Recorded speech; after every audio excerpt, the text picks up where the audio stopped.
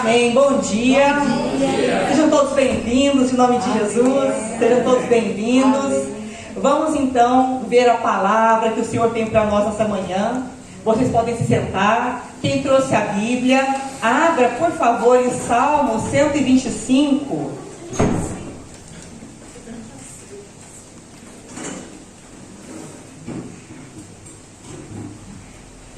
Salmo 125. Diz assim: os que confiam no Senhor serão como os montes de Sião, que não se abala, mas permanece para sempre. Assim como estão os montes à roda de Jerusalém, assim o Senhor está em volta do seu povo, desde agora e para sempre. Amém? Quem já conhecia esse salmo? Já conhecia? Esse salmo é muito bonito, né? Esse salmo fala da confiança que a pessoa que crê, o cristão, tem que ter em Deus. Porque acredita-se que esse salmo foi escrito por Davi no momento de grande, mas grande perturbação da vida dele, grande perseguição. Quem aqui conhece a parte da Bíblia que fala sobre Davi quando ele estava fugindo do rei Saul? Alguém conhece? Não é, como eu disse da última vez que eu estive aqui com vocês, não é somente uma história, né? Mas é um relato bíblico sobre a vida de Davi.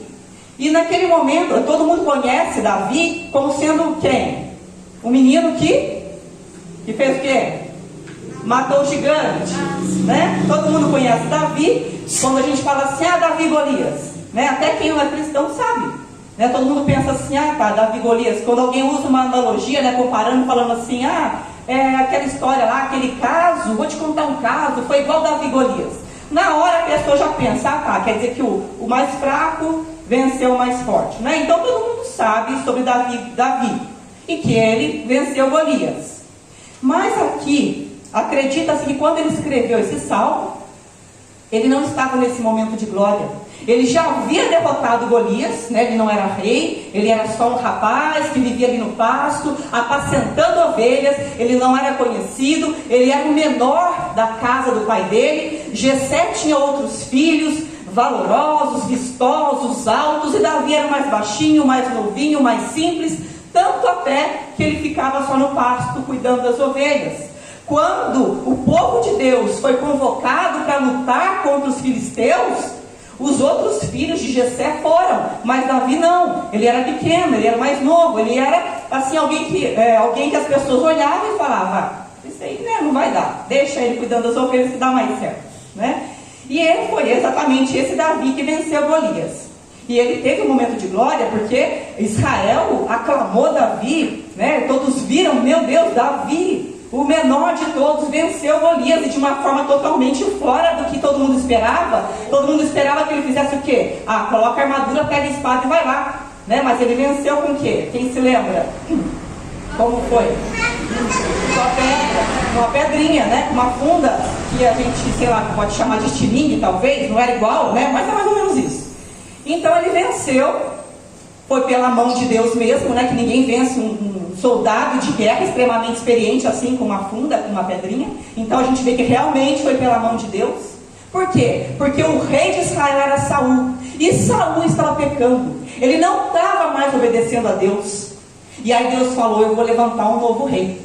Você, Saul, saiu da minha vontade. Você, Saul, rejeitou o que eu te dei. Então outro vai reinar no seu lugar. E quem foi levantado? Foi Davi. Não foi da noite para o dia, foi um processo, né? Da última vez que eu falei com vocês sobre o processo do milagre, né? Que aquela viúva que tinha 2 filhos, foi um processo até ela chegar no milagre. A mesma coisa foi com Davi. Davi passou por um grande processo. E aí Davi começou primeiro como? Tocando harpa para o rei, né? No castelo, no palácio, aliás, desculpa. Então, ele começou dessa forma. Depois que ele derrotou o gigante ali, ele começou a ser visto de outra forma. Depois disso, ele passou a ser o chefe da guarda do rei. E aí, as pessoas de Israel começaram a ver em Davi uma virtude que não tinha mais em Saul. Eles começaram a olhar e falar, nossa, mas o chefe da guarda do rei é mais virtuoso que o próprio rei, ele vai para as batalhas, ele vence as batalhas, ele não tem medo, ele sai à frente do povo de Deus. E Davi começou a ser levantado pelo próprio Deus, porque quando é Deus que levanta, todo mundo vê. Quando a pessoa permanece fiel, é Deus que levanta, para que todos vejam. E o que aconteceu? Saul obviamente começou a ficar com ciúmes. Saul já estava fora dos caminhos de Deus, ele continuava reinando, né? Era um processo até que ele fosse tirado do trono. Então ele já estava fora da presença de Deus, ele já estava ali fazendo coisa que desagradava a Deus. E aí ele fazia uma coisa aqui, uma coisa ali, uma desobediência aqui, outra ali, e falava, né, como diz na linguagem de hoje, não deu nada, então eu vou continuar. E lembra que eu falei com vocês sobre a mulher, a viúva dos 2 filhos? O marido foi adquirindo dívidas e dívidas e dívidas, porque quando alguém faz algo que é errado, mas não está tão à vista, a pessoa continua fazendo, né? Escondido, porque não tem quem vir chamar a atenção dela e falar, nossa, para com isso, Maria, para com isso, Débora é você, né? Daniela, para com isso, João, para com isso, né? Quando alguém faz alguma coisa assim que os outros veem, aí outra pessoa vem e fala, olha, eu vou te dar um conselho, não faz isso. Ou então nem para dar conselho, a pessoa vem e já dá aquela bronca, aí você fica retraído e vai parando. Mas quando a pessoa vai fazendo escondido, a pessoa faz um pouquinho ali, um pouquinho aqui, um pouquinho ali, ela continua fazendo, até que um dia, lá na frente, aquela situação vai aparecer, a bomba vai estourar, né? Então é o que acontecia aqui. Saul, ele começou desobedecendo a Deus, quando Deus falou para ele, olha, vai, derrota o exército e mata todos. Aí ele não matava, ele trazia alguns cativos. Olha, Saul, vai e faz tal coisa. Ele não obedecia por completo, ele obedecia a Deus pelas metades, né? É o perigo da vida cristã. Muitas vezes a pessoa fala, mas é só isso que eu faço, é só um pecadinho, né, gente? Isso não tem nada a ver, eu sirvo a Deus, eu vou para a igreja todo domingo. Eu não estou prostituindo, mas eu estou fazendo tal coisa. É só isso, nossa, eu estou servindo a Deus. Então a pessoa começa a servir a Deus pela metade e acha que não vai ter problema, né? Como Saul, e vai aos pouquinhos, faz uma coisinha aqui, uma coisinha ali. Saul era o rei, a única pessoa que se atreveu a chamar a atenção dele foi o profeta. Mas ele não deu ouvidos ao profeta, ele continuou levando aquela vida. A última vez que o profeta chamou a atenção dele, falou, olha, agora é a última vez que Deus fala com você. E ele continuou levando aquela vida e pensou, não aconteceu nada. E aos poucos, Davi ia crescendo, e Deus ia exaltando Davi.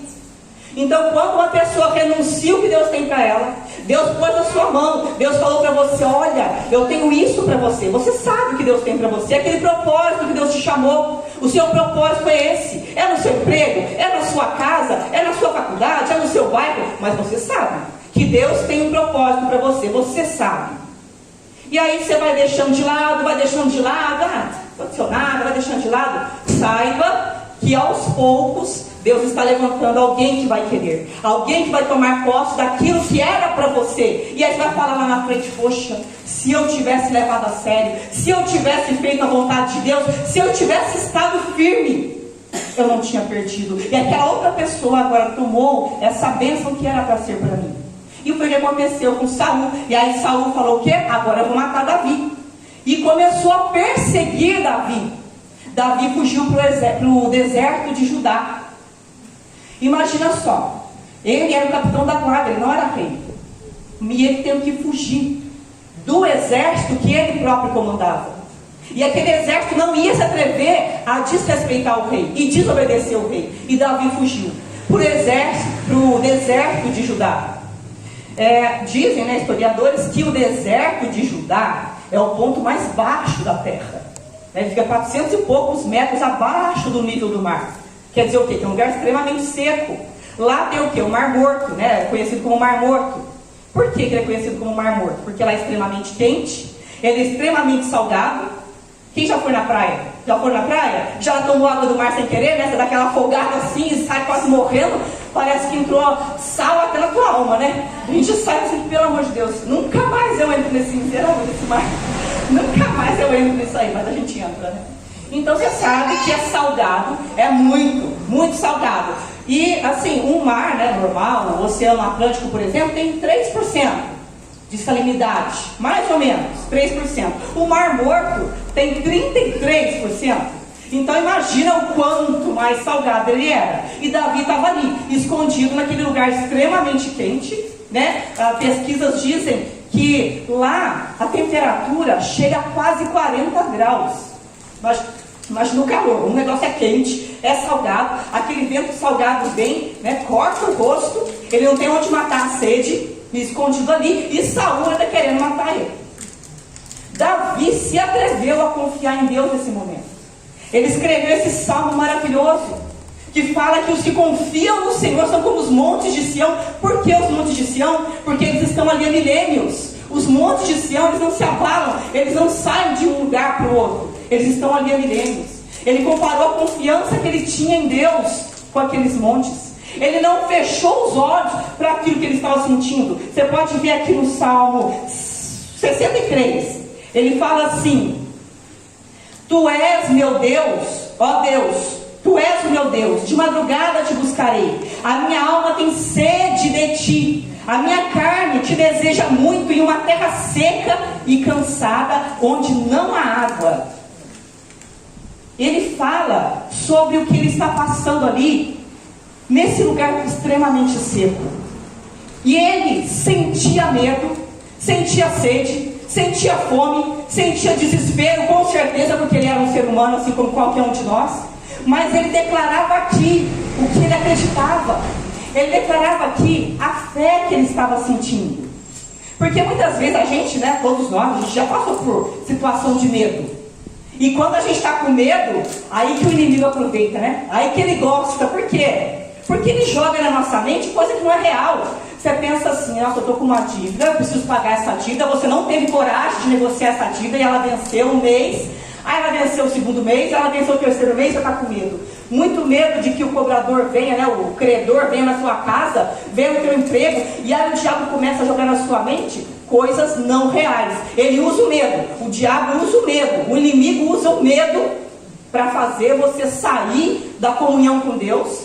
E aí, se você não estiver realmente confiando e acreditando que Deus pode te ajudar, que Ele tem poder e que Ele vai te ajudar, você vai confessar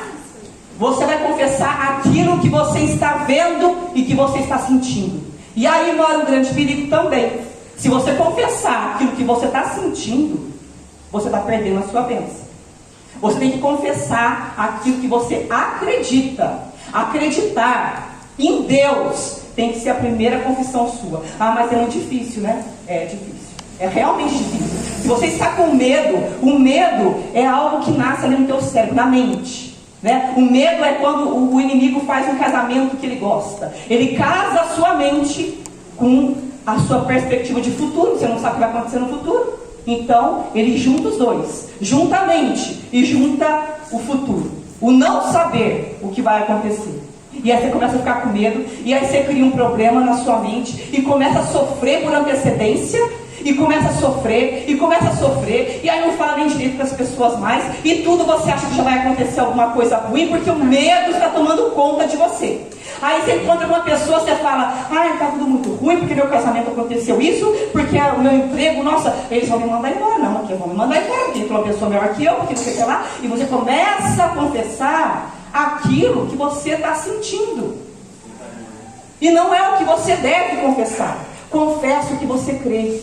Abre o salmo e lê, abre a palavra e lê, e mesmo que seja difícil, o seu cérebro está falando: não é nada disso não, tenha medo, mas você não deve acreditar nisso, na sua mente. Abre o Salmo 125 e lê, abre o Salmo 63, o Salmo 23, enfim, a palavra que Deus tem para você. E, assim, uma estratégia muito boa. Ou atualmente você está bem, está tranquilo, está com a mente tranquila, escreve: meu Deus, meu propósito é esse. Meu Deus, eu acho que o Senhor me levantou foi para isso. Meu Deus, o Senhor vai cumprir isso na minha vida. Meu Deus, olha, eu estou com a minha vida dessa forma, mas eu acredito que daqui a um ano vai estar dessa forma. Você escreve, você anota, você faz um projeto de vida, né? A gente costuma fazer na igreja um projeto de vida na virada do ano, de um ano para o outro. Mas não precisa esperar a virada do ano. Faz o projeto, escreve. E no momento de medo, no momento de dúvida, abre aquele projeto e lê. E fala, meu Deus, foi isso que o Senhor falou para mim. Foi isso que o Senhor falou. Então eu me recuso a acreditar no medo que o diabo está jogando no meu coração, na minha mente. Abra o seu projeto de vida. Tenha ele no seu coração e na sua mente. Você sabe a palavra que Deus, quando lê no altar, quando você abre em casa, quando você ouve um louvor e tem aquela palavra bíblica sendo dita, você sente, você fala, meu Deus, essa palavra, desde que eu me converti, essa palavra é para mim. Desde que eu me converti, eu sempre confesso as palavras que Deus tem colocado no meu coração, desde aquele início, eu procuro não esquecer. Porque os nossos sentimentos são enganosos. Você determina hoje, não, porque eu vou lutar, eu vou em frente. Mas passa um tempo, as dificuldades começam a vir, você começa a fraquejar. Mas se você anotou, se você sempre busca ler de novo, se você insiste em acreditar, se você insiste em crer, você vai colher os benefícios lá na frente. Até as pessoas que não são cristãs, que nem pregam a palavra de Deus. Você pode ver, abre a internet e digita lá, coach motivacional, que agora, né, tanta moda de coach, treinador e não sei o que lá mais. Até eles que não são cristãos, ensinam princípios cristãos. Eles falam isso. Olha, mantém o hábito, mantém a disciplina, mantém a persistência, a consistência. Isso é bíblico. Você tem que se manter constante na presença de Deus. Porque vai surtir efeito. Lá na frente a conta vai fechar. Lá na frente a conta vai fechar e você vai ver que a sua vida está nas mãos de Deus, não é à toa. Para finalizar, eu quero falar para vocês sobre Tiago 3. Quem conhece? O apóstolo Tiago, o livro de São Tiago fala assim, no capítulo 3, que a língua, a nossa língua, é um membro pequenininho, mas ele incendeia todo o nosso corpo. Por quê? Porque quando você permite que a sua mente use a sua língua, que o inimigo usa a sua língua, você começa a incendiar a si mesmo. Quando você sente medo e começa a confessar aquilo e permite que a sua língua toma o rumo da sua vida, você começa a sentir fraqueza nas pernas, sente dor nas costas, sente palpitação. Quem já ouviu falar de pessoas que falam assim, eu estava com tal problema de emocional, mas era só emocional, não era físico, mas eu tive que tomar remédio para poder melhorar, porque a pessoa ela gerou para ela mesma um problema emocional tão grande que ela teve que tomar remédio. Então quando você deixa a sua língua dominar o seu destino, o seu dia a dia, destino que eu falo é o plano que Deus tem para a sua vida, viu? Não é nada místico não. Porque Deus tem um plano para cada um de nós, né? Então isso eu quero dizer com destino. Se você deixa a sua língua atrapalhar o plano que Deus tem na sua vida, a sua língua vai atrapalhar. E lá na frente, como eu acabei de falar, um Davi vai ser levantado para tomar o seu lugar. Então seja você esse Davi. Não permita ser Saul. Seja você esse Davi que vai permanecer no trono. Davi saiu do deserto para o trono. Ele saiu do deserto para o trono. Ele entrou no deserto fugindo como o capitão da guarda e saiu do deserto como o rei de Israel. Ele foi aclamado o rei de Israel por causa da fé, por causa da persistência. Porque quando ele estava no deserto, ele não confessava, eu estou com medo. Davi, Saul vai me matar. Saul tem um exército, Saul é maior que eu, Saul é mais forte que eu, ele vai me matar. Ele confessava ao contrário. Ele confessava, eu sou como um monte de Sião, o Senhor é como um monte de Sião, a roda do seu povo, eu sou o povo de Deus, eu estou ali no meio, e o Senhor é meu pulso forte, é meu porto seguro, o Senhor está perto de mim. Ele confessava o que ele acreditava, mas ele não estava sentindo isso. Amém? Graças a Deus. Aplauda o Senhor Jesus. Amém. Graças a Deus.